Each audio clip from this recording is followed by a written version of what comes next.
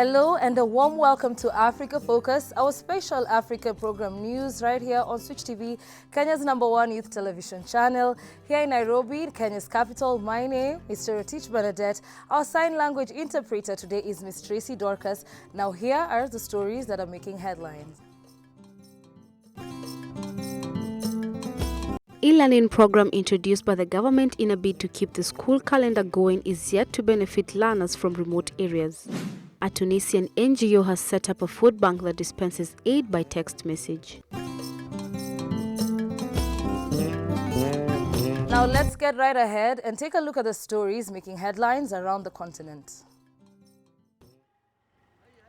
Despite the spread of coronavirus in Somalia, many are carrying on with their normal lives, including visiting mosques during the holy month of Ramadan. Restrictions, including a curfew in Mogadishu, are ignored or only half-heartedly imposed, while the government tries to raise awareness through mass media and billboards. Various strong efforts are continuing in different parts of the country to fight the virus as the disease spreads in several towns of Somalia. The government started expanding emergency responses in the region and big towns and even set up isolation centers.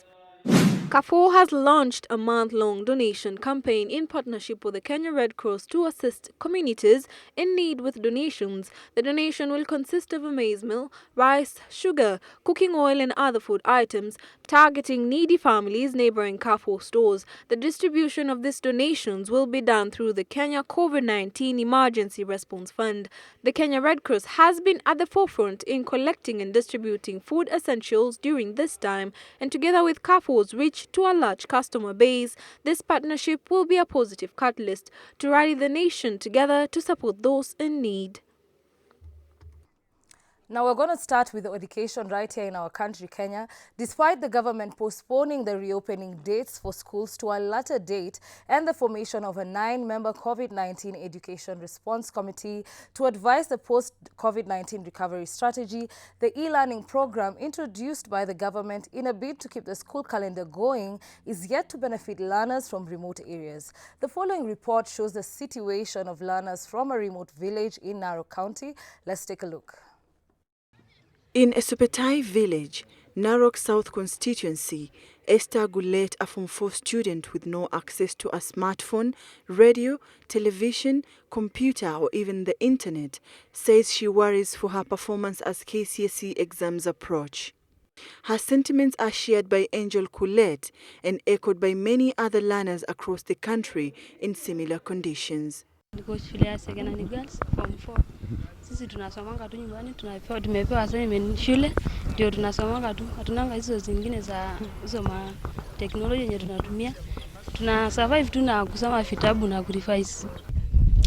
Hatuna hiyo masomo kabisa. Vile tulikuja juu ya corona kutoka shule. Hatujaisoma juu tumekosa namna ya kusoma. So if possible, mtusaidie sisi pia.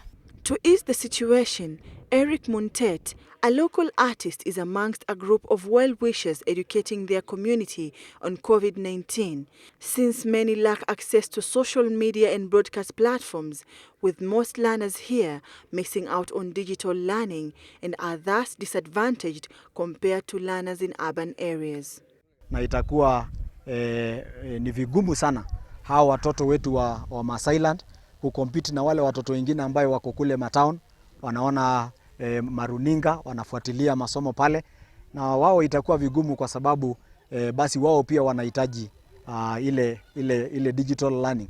In an effort to curb the spread of COVID-19, the government closed schools and higher learning institutions in mid-March, and ever since, tension in the country has been high, many worried of the state of education in the country. Masomo ya saa hii, wale wanasoma hii ya e-learning, wengine kama mmeona hapa, hakuna mtu ako na television, hakuna mtu ako na radio. Kwa hivyo ni ngumu. Sasa kama hakuna radio na television, internet wanaweza kuwa hii simu ni ile kidogo, ile tunaita mulika njia. Tuna shida kwa masomo ya watoto kwa maana ni kama ni ile vitabu ndio watoto wanafuatilia kufanya revision. Hiyo mambo serikali inasema watoto wasomea internet. Sisi wengi hatuna ma video, hatuna hizi masimu ya kusomesha watoto. With schools initially set to reopen on 4th May, the rising cases of coronavirus have pushed the government to postpone schools reopening indefinitely following anxiety by parents and learners across the country. Hadia Mosiwa, Switch TV. Now, those are some real issues that are facing students, especially those in rural areas. We hope that the government will be able to help them coming soon, especially with the new committee formed. Now, moving on, almost 250 million Africans could become infected with COVID-19, according to a new modeling study by the World Health Organization. The study shows that there are concerns over the readiness of the healthcare systems in the continent to handle mass infections. Let's take a look. More than 200 million people in Africa could be infected with the new coronavirus, a new World Health Organization modelling study has found. As many as 150,000 people on the continent could die in a year unless urgent action is taken, though the study's authors predicted a lower infection rate than in other parts of the world. There's concern that countries' health systems won't be able to handle mass infections. Meanwhile, Burundi has expelled a World Health Organization team in the middle of the pandemic, days before presidential elections. The government gave the 4 officials a few days to leave the country without specifying the reason. An official told AFP that the health minister accuses the WHO of unacceptable interference. The announcement came amid low testing for COVID-19 and few precautions against the disease. Burundi has officially recorded 27 cases and 1 death from the coronavirus, but doctors speak of more deaths of patients who had COVID-like symptoms. Authorities have downplayed the seriousness of the virus and allowed public gatherings like mass election rallies, in contradiction with the World Health Organization recommendations. Burundians will choose a new president, parliament and local officials on the 20th of May. The WHO defended its team and said it was trying to find out the reasons for their expulsion. Truck drivers are one of the few groups of workers allowed to travel around East Africa to ferry essential goods across the region. But a high number of COVID-19 cases among the drivers has raised alarm that they may spread the virus along the way. Kenya has begun mass testing on its border with Uganda to spot infected truckers. It is good to test us truck drivers because we mix with a lot of people and meet various types of people along the way. Then I can comfortably say that we are able to test approximately 5,000 samples within a day, right here in Kemrialupe. A Ugandan wildlife sanctuary is appealing for funds as it only has enough money to feed its animals until June. We have had a shortfall of $400,000 as a result of the lockdown, which was basically supposed to come from the visitors. And since we closed down, that implied that that income is not coming in. No visitors have been to the Ugandan Wildlife Conservation Education Centre since it closed its doors in March. But the animals themselves have been thriving in the quiet, finding it much easier to breed. Meanwhile, Kenya cordoned off a suburb in the capital Nairobi, along with Mombasa's Old Town, to stem skyrocketing coronavirus figures. Both locations have recorded more than 60 cases each, out of a total of 582 nationwide. Similarly, as Angola tentatively reopens, one neighbourhood in Luanda remains isolated after several residents were diagnosed with COVID-19. To date, Angola has recorded just 43 virus cases, including 2 deaths. Young people have been part of innovation to tackle the virus. Engineering students in Senegal have invented automatic hand sanitizer dispensers and medical robots.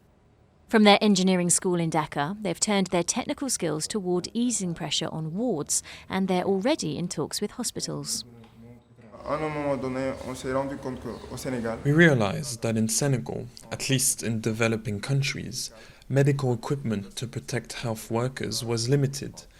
Since the workers are on the front line of the fight, the idea is to protect them so that they can protect and lead the fight against the pandemic. And an innovative 9-year-old boy from Western Kenya has designed a machine that allows people to wash their hands using a foot pedal, helping to avoid the spread of germs. Steve Wamakota has become a social media celebrity following his invention. On the first day I collected timber, nuts and nails, and on the second day I started making this machine. I continued on the third day, and on the fourth day my dad helped me finish it.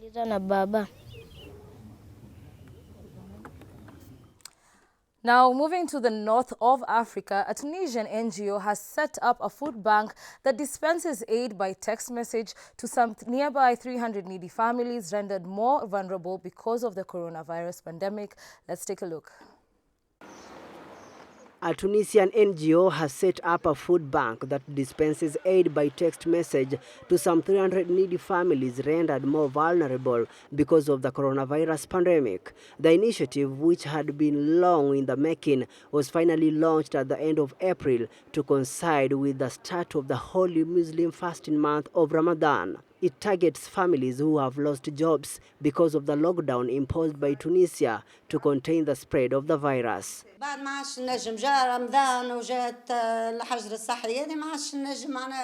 Because of Ramadan and the lockdown, I can no longer go out or work. I can no longer clean houses so I can feed my children. Mesouda's family was among the 300 chosen by the Women's Affairs Ministry and signaled to the NGO known as Sustainable Food Bank. Under the initiative, Mesouda receives a code by text message allowing her to spend 40 to 60 Tunisian dinars weekly at specially designated grocery stores. With that money, Roafi has been able to buy basic goods such as oil, milk, coffee and flour. Farah, who runs a grocery store in the working-class district of Ram, is among those who signed up to take part in the project. This NGO helps us financially during this period. We have no more credit. We are paid via the platform and the money is sent to us in advance. Then the customers come here with the money they received. Farah said this works much better than allowing customers to buy on credit, a system that takes its toll on her own finances. The specific thing about this initiative is that it is done through a platform via mobile, which is very easy to use and which allows us to put local shops in contact with these needy families. A member of the NGO, Aisha, said she hopes the initiative will grow so as to reach more needy families across Tunisia. The NGO also aims to help families become more self-sufficient through training in skills such as growing their own vegetables or baking bread to sell. Our objective is to provide food aid to needy people, and in exchange they agree to take part in initiatives aimed at integrating them socially and professionally through different initiatives.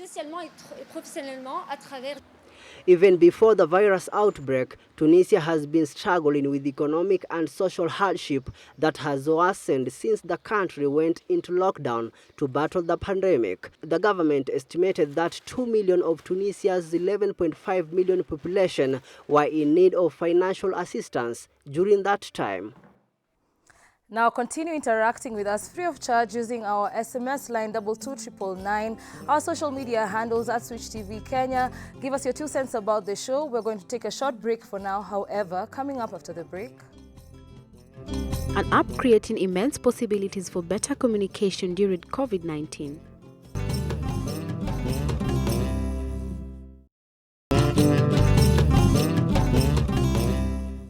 welcome back. Now, with the digital world creating immense possibilities for better communication, medics in Kenya have something to smile about as their community, those in Africa and the world at large, have been brought under one roof. This app is playing a huge role for the frontline heroes in combating COVID-19. Take a look. Many people have lost a loved one due to lack of a second or third doctor's opinion. Like many others, Nicole Kayode lost a loved one to an illness that was preventable, a life experience that bore Medixus, an application that has seen almost 1,000 doctors across the world connect, train, seek opinions and create virtual clinic lists. So Medixus is a mobile app that does this in one of three ways. So we've got a case discussion tool. So it's a doctor-only platform where medics can upload cases, discuss diagnoses, get opinions from others and learn from each other. The second way is that we have a continuous professional development portal. So you can take your CPD training and access materials that way. And the third way is that we have a handover tool. So for hospital organisations and enterprises, they are able to empower their team to hand over and communicate more efficiently when a patient's actually admitted to the site. Medics do have special groups on social media platforms. The groups help us discuss specific drugs in the market, the new ones. We're also able to discuss the pandemic, COVID-19, and the epidemic like malaria, influenza, cholera. The app, which can only be accessed by registered medical practitioners, will now serve free for its Medixus Pro feature in the first 3 months of use in a bid to help them combat coronavirus. Now is obviously a really important time to train medics on best practice, on donning, doffing, treating patients with COVID.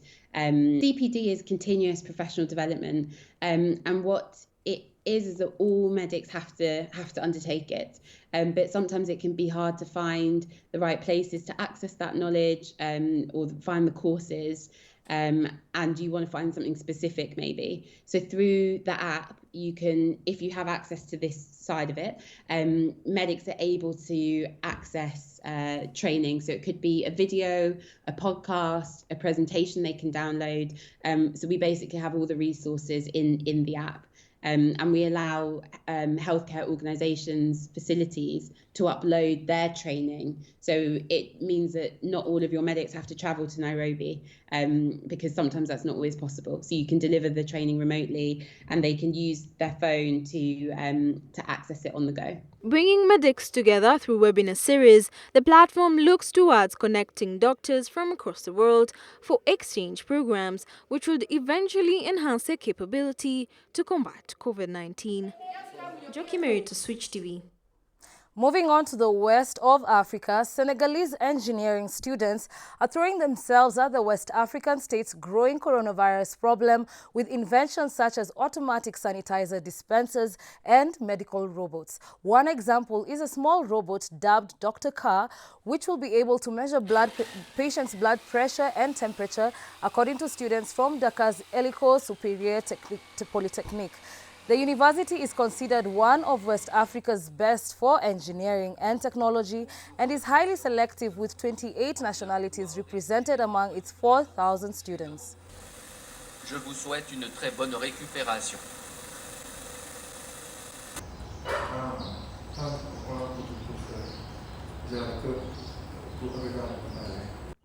Now, an owner of a souvenir shop in the seaside resort of Sidibo said it fears it will be ruined years after 2 months of strict confinement in Tunisia, and hopes for rapid progress in finding a vaccine so that the situation can return to normal and the tourists can visit again. The tourism sector was just beginning to recover from a series of deadly attacks in 2015. Tunisia, a small North African country, has been blessed with many of the attributes that lend themselves to a successful tourism sector: a long stretch of coastline, a warm climate, proximity to wealthier yet cooler countries, and reasonable costs. Tourism is a prolific global generator of jobs and revenue. A rising tide in tourist traffic in recent years had lifted many boats, economically speaking. This is problematic for any country with a previously thriving visitor economy. For some, it can be completely catastrophic. Tourism authorities worldwide are now scrambling to adjust to the sudden reversal of fortunes. For us, normally, the season starts right here, right now, in April and May. There are lots of tourists that visit, a lot of foreigners. Normally, it's the season, but we can't open now. We can't do anything. We have to stay closed. We are simply waiting for the opening of the airspace and for the tourists to come back to Tunisia.